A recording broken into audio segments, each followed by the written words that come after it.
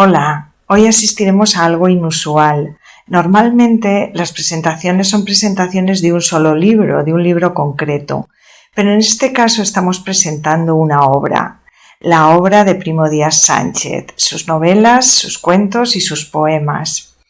Aquí van algunos fragmentos de sus textos leídos por sus seres queridos e intercalados con fotografías del pueblo, de la familia y de sus otras obras, los cuadros. A mi madre. Hoy, como siempre la vi, ahora mismo la veo. Menuda, apenas rebasaba el 1,5 metros.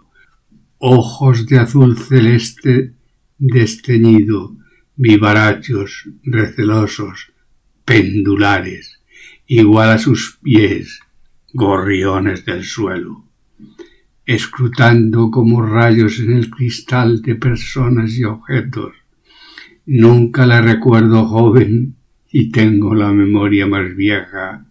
11 bocas alimentadas con la sustancia de su cuerpo, trabajó sin domingos y los hielos del invierno se llevaron sus carnes mozas, dejaron sus ojos tristes, idos, perdidos en los secretos de sus adentros, y labraron en el pergamino de su cara surcos cada vez más hondos y más geométricos.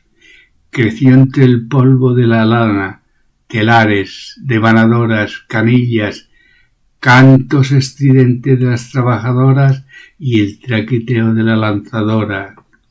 Desorientado el oído, enmudeció el canto, quedó la palabra diligente, ágil, mariposa del recuerdo, sueño de lo concreto. Aprendió a leer en la cartilla y la conservó en la factura. Pasó de los libros, sí a los de estudio, los otros, los de los cuentos, además de perder el tiempo, estropeaban el cerebro. El padre, a lomos de una mula, vendía las mantas en los pueblos de Arenas y Talavera. Del taller era su madre la jefa, veía poco, más tarde nada. Inteligente, la familia veía en su oscuridad su virtud más grande, el sosiego reflexivo. El padre, río de lava, perdía el fuego en el regazo de la calma. Creció con la leche del comercio. Aprendió la lección de su madre. Más vale una hora de trato que 100 de trabajo, sentenciaba. Casó con un hombre bueno, agricultor, después ambulante. Desgastó los caminos de Salamanca y Zamora. Descansaba de ellos en verano, recogiendo la cosecha. Siguió fiel a la máxima materna, rechazó el trabajo del campo. El esfuerzo era agotador, se comía mal y se vestía peor. Presumido el padre, coqueta la hija, le gustó vestir bien, y sus niñas, sobre todo, espejo de su juventud, fotografías de su libertad perdida, añorada, en una época donde la mujer, cosida al hogar, volvía a recobrar el albedrío en la diáspora de los hijos y en la soledad de la viudez enlutada.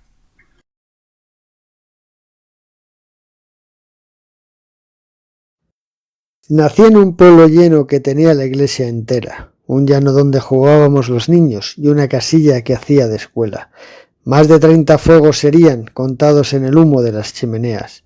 La falta de trabajo y el hambre apagaron los fuegos, hoy solo queda el humo de 7 hogueras. El llano se convirtió en cementerio de algarabía. Sin pájaros se cerró la jaula de la escuela. Lento, sin descanso, el campo avanzó por las calles e invadió las casas hasta las despensas, convirtió en prados los corrales, las paredes y los techos son hoy de zarzas e hiedra. Y la iglesia, pobre iglesia, ojos de Valdemolinos, que no te vean, que no vean tu estrafalaria silueta de 9, que no vean tu medio esqueleto de piedra, que no vean tu recinto de oración a merced del agua, el granizo y las tormentas. Te destechó un arquitecto de lo divino, convirtiendo tu planta en prado de mala hierba. Cerró con la fachada una sacristía. Vaya una garrideza. La espalda quedó como un frontón. No sabía qué hacer con las piedras. Ojos de Valdemolinos. Hoy tenemos una sacristía por iglesia. O un 9 con una sacristía por montera. Ay, si yo tuviera un pueblo lleno con humo en todas las chimeneas, una casilla, escuela, un llano y una iglesia antigua entera. Pero las casas derruidas están llenas de campo, las 7 en pie, buscarlas en el laberinto de ruinas, una proeza. El llano un cementerio de limpios gritos y sones de gaita, la escuela fue hasta su muerte una taberna, y la iglesia, pobre iglesia, reducida a una pobre sacristía, donde San Blas duerme y nadie le vela. ¡Qué pena! Que ya no pueda ir a mi pueblo a rezar a San Blas en su iglesia, porque al verla de sacristía mi alma se ahoga de tristeza. En La Panda y el extraterrestre, unos jóvenes descubren a un simpático extraterrestre con el que vivirán múltiples aventuras. Esta es una de ellas. El burrito era obediente y dócil como un perro a los mandatos de su amo. El extraterrestre tuvo envidia de sus compañeros y pidió que le dejaran darse un paseo en tan original vehículo. Los niños le animaron encantados. No hizo falta que se subiera encima de la pared. Puso primero sus antenas sobre el cuello del animal, con la pinza se agarró a la crin y con las 4 patas abarcó todo el vientre. Durante toda esta operación el burro se estuvo quieto, pero su respiración denotaba nerviosismo. Elevaba las orejas y el rabo se puso tieso. Iris, el extraterrestre, loco de contento, se olvidó de su condición de extranjero, empezó a tocar marchas militares y a dibujar la piel del burro con fantásticos colores que cambiaban constantemente. El animal primero empezó a temblar.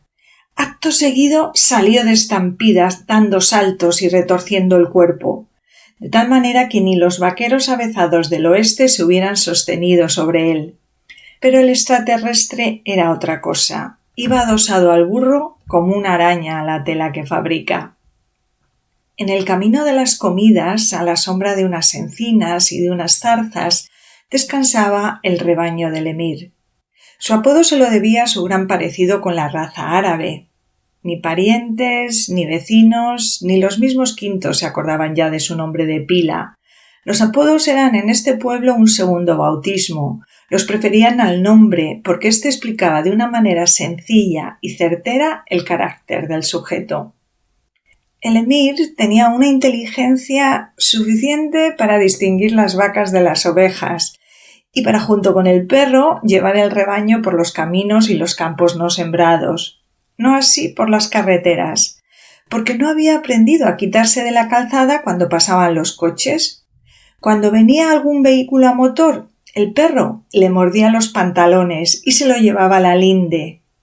Sin embargo, sí se retiraba cuando pasaban los carros.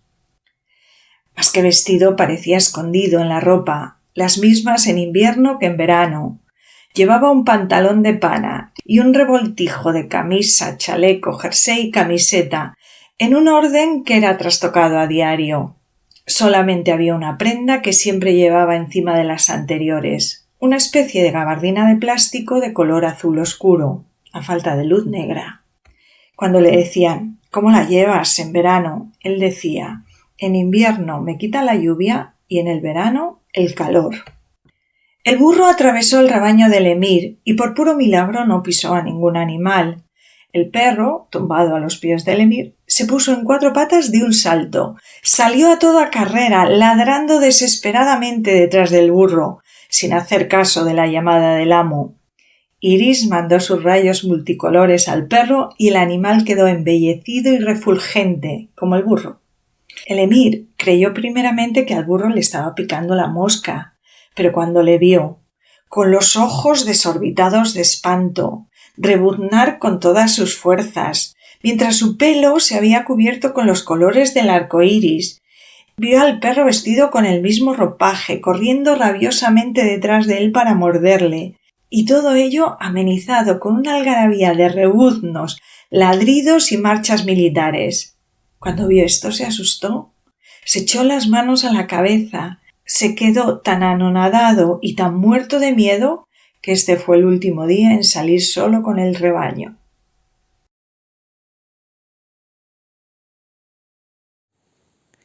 La quise como un dios a su creación.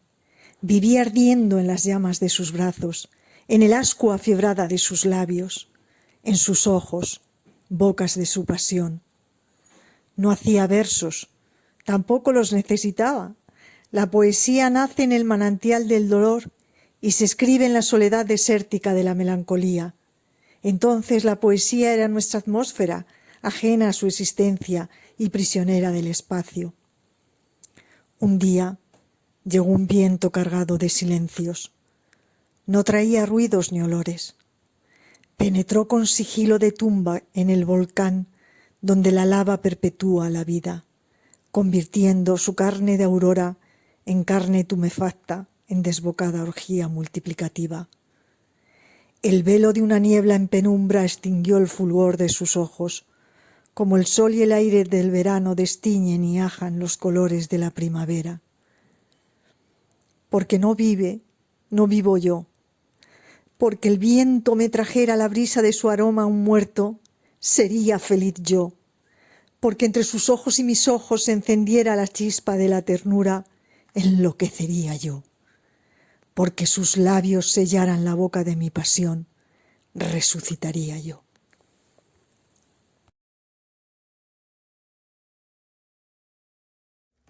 Que mi campo no es ya mi campo, que a mi campo le han troceado en celdas carcelarias con muros de alambre lacerante. En el rastrojo ardiente del verano, donde tierra y alondra se confunden, un revoltijo de plumas y sangre sollozan trinos de muerte clavadas en la cruz de un alambre. Una perdiz rojiparda, desalada en su estampida, coqueta, orgullosa y pizpireta, no se resigna a ser gallina y por los caños del surco taconea una zambra gitana. Una liebre con ojos de nube busca puertas de luz en su encierro, encuentra por enésima vez en la cruz de alambre su sangre dolorida en lágrimas. Subido en los lanchares de Fuentemerina, me salgo de la vida para poder convivir conmigo mismo. Sueño con tanques de torbellino que en comunión hipostática, con animales, viento, luz, tierra y agua, dejen por toda la artesa del valle rotas y arrasadas las alambres. Para que mi campo sea mi campo, para que sea campo de todos, para que sea campo de nadie. Le pedí un beso de despedida en el quicio de los 15 años. Desde el otro lado de la puerta me dijo que era pronto, que teníamos mucho tiempo y que hacer eso era pecado. Pasó aquel tiempo, pasó mucho tiempo y yo me quedé sin el beso. Ella, ufana y orgullosa, a las amigas iba diciendo: me pedía un beso como regalo y yo quiero un beso sudado.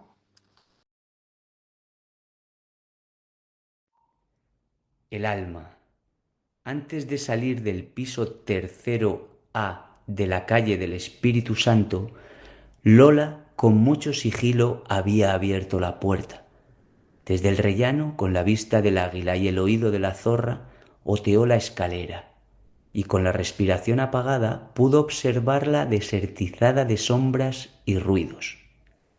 Volvió sobre sus pasos y en el mismo quicio de la puerta solo el silencio la pudo oír. Sal, no hay moros en la costa.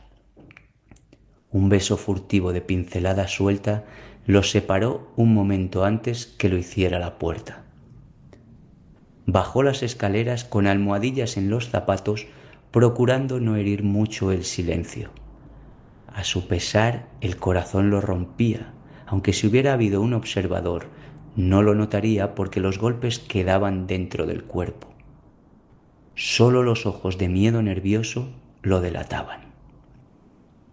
Ya fuera, giró hacia la izquierda. Si lo hacía a la derecha, se ponía en el punto de mira de la ventana del séptimo, y allí podía estar su mujer contemplando la calle en esa hora muerta de actividades. Su caminar cansino y su mirada turbia de luz mortecina no se correspondían con la plena felicidad sentida por el trabajo bien hecho. La Lola era mucha Lola. acaso más que la de los puertos, y su brega de acrobacia bífida había jabonado de espumas los efluvios de ambos cuerpos. 10 minutos le costó recobrar el aliento, el gobierno de los músculos e ir a la ducha a desprenderse de los olores chivatos que podían invadir su verdadero lecho. La acera estaba desierta. Fue algo duro y puntiagudo que le penetraba hasta llegar a la carne por el costado, unos pies que se acompasaban a su caminar y una voz dura y cortante que le conminaba a entregar la cartera. Este país no ha honrado a estos campesinos con honores merecidos. Se lo oí al medio poeta que estaba medio vivo. Hemos llenado de caballos y monumentos las calles de las ciudades para homenajear a infinidad de guerreros que fueron sembrando la muerte entre hermanos o adversarios. Nunca a estos campesinos curtidos por el sol y el cierzo, con el rostro acartonado, surcado por arrugas quebradas, con las piernas abiertas en arco y el cuerpo encogido y mermado por el peso de los costales y el azadón. Sacaron al país adelante, le quitaron el hambre sin aplacar la suya. Cuando el campo se mecanizó, inundaron las ciudades en copiosos barrios de chabolas o en habitaciones con derecho a cocina. Desposeídos de los espacios abiertos, desarraigados de su medio, alejados de los suyos en esta inmensa diáspora, sufrieron la soledad entre la multitud. Perdieron la costumbre de mirar al cielo, de observar los caminos de las nubes y de olfatear en el aire para averiguar si los vientos traerían la lluvia que tantas veces el cielo les regateó. Tuvieron el cuerpo en los pisos y los sueños en las casas.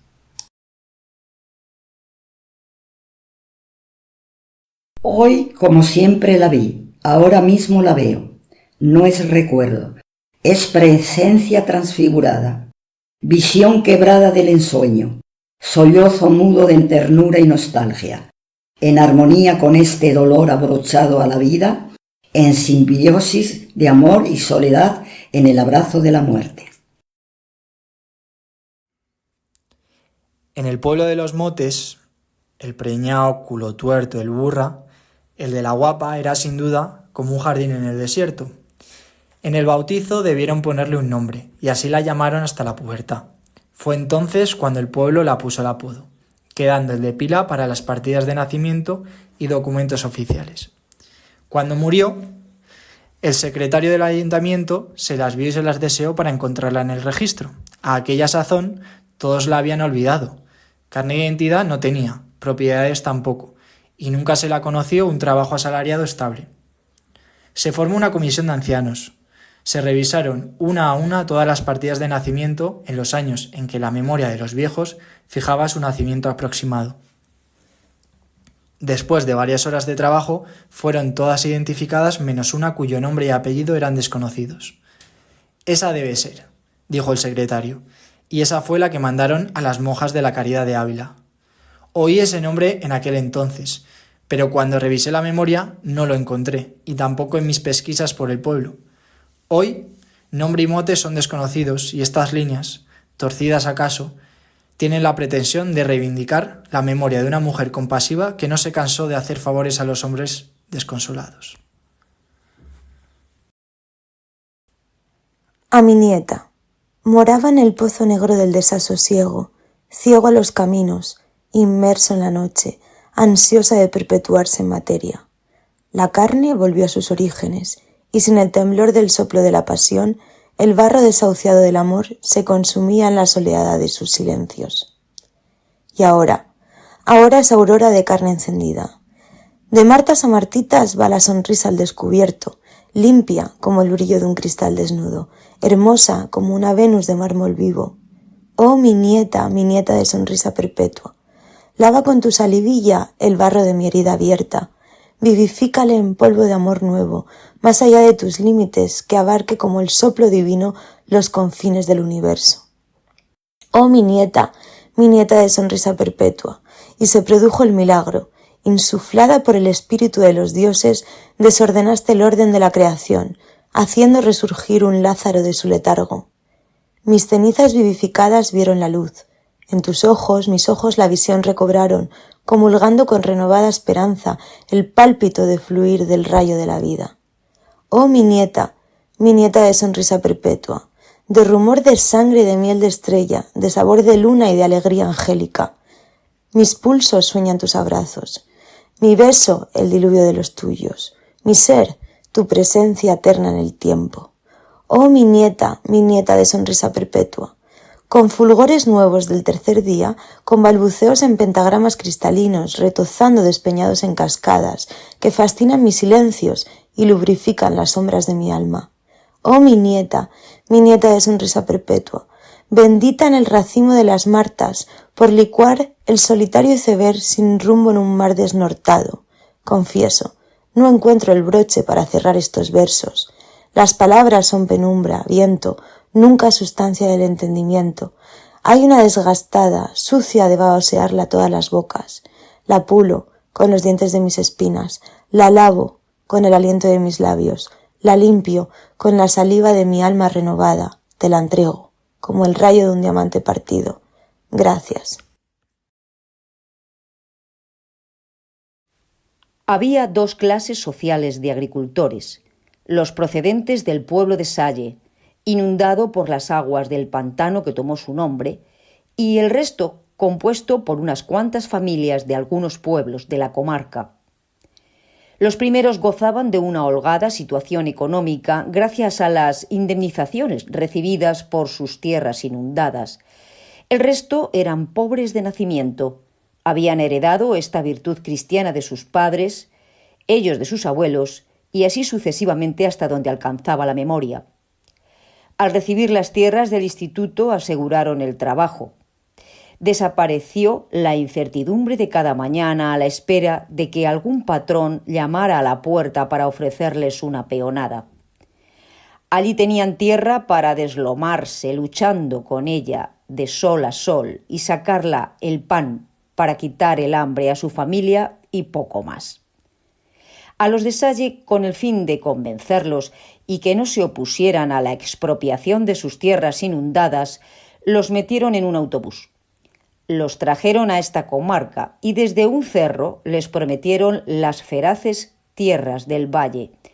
A la hora de la verdad, los propietarios hicieron lo que los jugadores del mus. Se quedaron con las tierras fértiles del valle y cedieron a los colonos las tierras delgadas de los altozanos. Por esa misma calle venía corriendo el loco del pueblo, repitiendo los vítores del aire. Al llegar a la esquina lo paró la aglomeración, pero siguió gritando. El Hipólito miró al suelo, vio las alpargatas del loco y el trozo de tela cortada para no oprimir un prominente callo. Apuntó al bulto con su pata de palo y presionó con fuerza.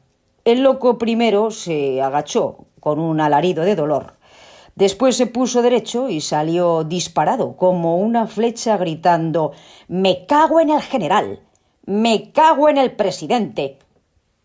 La atmósfera se electrizó.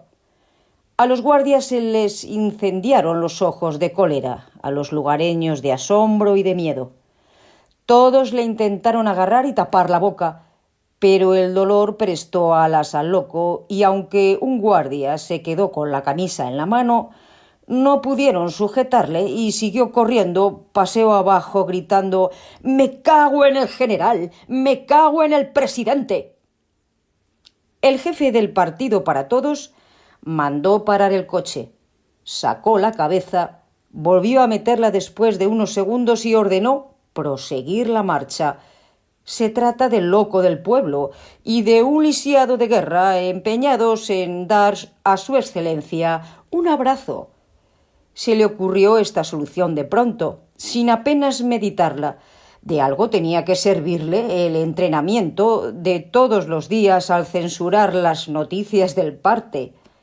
Al lisiado han podido sujetarle, pero al loco no, y iba corriendo como un demonio delante de nosotros. «Pues mis oídos quieren oír. ¡Me cago en el general!», dijo la esposa del jefe del Partido de Todos, sacando la cabeza por una ventanilla. y ahora oigo con toda nitidez: ¡me cago en el presidente! Pues si tus oídos quieren oír eso, tápatelos o cierra la ventanilla. Oye el parte de la noche y allí oirás confortablemente en el tresillo como estos hombres, en un ardor patriótico, quisieron abrazar al elegido.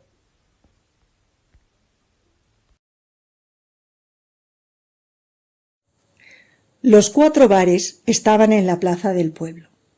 Aquella noche, jugadores y tertulianos abandonaron sus lugares habituales y se cruzaron unos con otros, de corro en corro, en busca de noticias y explicaciones a los sucesos de ese día. En el primer corro estaba el emir. «Ya lo he contado 3 o 4 veces. Estaba mi rebaño descansando en el camino de las comidas cuando llegó a mi altura un cometa en forma de burro, con la cabellera llena de colores, mucho más bonitos de los que estoy harto de ver en las noches de verano. Arrastró a mi perro con la cola y se lo llevó prendido camino adelante, al compás de la música de los soldados, acompañados por los ladridos del perro y los rebuznos de un burro invisible». «¿Y la orquesta también iba montada en el cometa?», le preguntó uno de los del corro con picardía. «Yo no vi a ningún músico». «¿Y no te habrías bebido un litrejo de vino y ahora nos estás contando los sueños de la borrachera?» «En el campo no bebo vino». «¿Qué ha pasado hoy en el camino de las comidas, guiños?», preguntaba otra voz. «Lo increíble, lo nunca visto. Venía por el camino cuando oigo a mi espalda el retumbar de una marcha militar. Me vuelvo y ¿qué veo? Primero 4 bolas de colores ardiendo. Se acercan. ¿Y qué dirías son las 4 bolas de fuego? 2 parejas de burros y perros». «¿Y los músicos?», otra vez la misma voz con la misma picardía. «Los burros y los perros rebuznaban y ladraban con todas sus fuerzas, pero músicos no había». Otros contaban cómo los animales del monte cruzaban una y otra vez los caminos. Atravesaban los sembrados de trigo y cebada, devastaban las pocas huertas cultivadas por los jubilados en la ribera del río, pero la destrucción mayor la hicieron en las zarcas del alambre, cortadas con el cuarzo de sus dientes, ante la alegría de los amantes del campo. Vieron otra vez, como cuando eran niños, que el campo era de todos, que el campo era de nadie. Los restos de la tierra mona iban aquel día por la calleja ciega, cuando un jabalí, como si de un toro se tratara, la metió la cabeza entre los muslos, la levantó en el aire, cayendo al suelo en forma de paraguas, con la cabeza tapada de forma que no pudo verle, pero sí el resplandor de sus colores. «¡Socorro, socorro! Me ha querido violar el demonio en forma de toro». «No ha sido un toro, ha sido un jabalí iluminado», dijeron los niños. El cura, por su parte, no podía conciliar el sueño. Él sí creía en los animales incendiados. Con energía y decisión se subió a la torre. Desde allí empezó a impartir bendiciones a los 4 puntos cardinales. Y para reforzar más el acervo de las imprecaciones contra el diablo, agarró las sogas que atan los badajos y empezó a aporrear las campanas de una manera violenta y atropellada. Los vecinos del pueblo, al despertarse, quedaron desconcertados ante tamaña tormenta de golpes sin sentido. Pero donde hizo más efecto fue en los animales. Empezaron a chillar desaforadamente, mirando a las campanas como hipnotizados, multiplicando por 10 en su cerebro el miedo y el asombro a los colores y a las marchas. Aburrido el cura de tocar sin conseguir nada, dejó de tocar.